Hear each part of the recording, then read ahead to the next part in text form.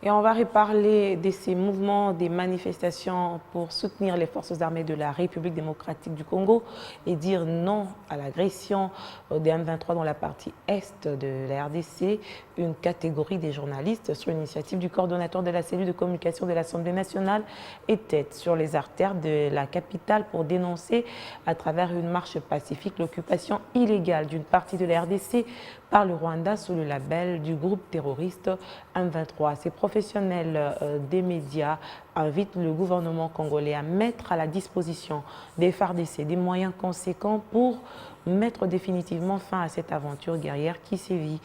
dans l'est du pays. Face à l'occupation d'une partie du territoire national, nous, journalistes parlementaires de la République démocratique du Congo, sous la coordination de la cellule de communication de l'Assemblée nationale, venons à l'occasion de cette marche témoigner notre soutien à nos forces armées de la République démocratique du Congo. Le FARDC engagé sur les théâtres des opérations dans la partie est du pays victime de l'agression de l'armée rwandaise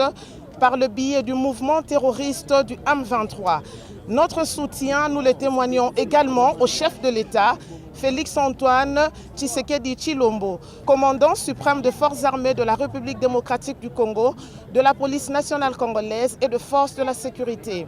Nous sommes des journalistes indépendants, mais citoyens congolais avant. Raison pour laquelle nous nous rangeons derrière le chef de l'État des forces armées de la République démocratique du Congo et de toutes les institutions de la République pour bouter l'ennemi hors du territoire national et en même temps mettre fin à l'insécurité qui sévit dans l'est du pays depuis plus de 20 ans. Par la même occasion, nous appelons notre population et différentes couches sociales du pays à l'unité et de se ranger tous derrière le chef de l'État et nos veillants militaires déterminés à rétablir la paix, la sécurité et la quiétude dans la partie troublée du pays.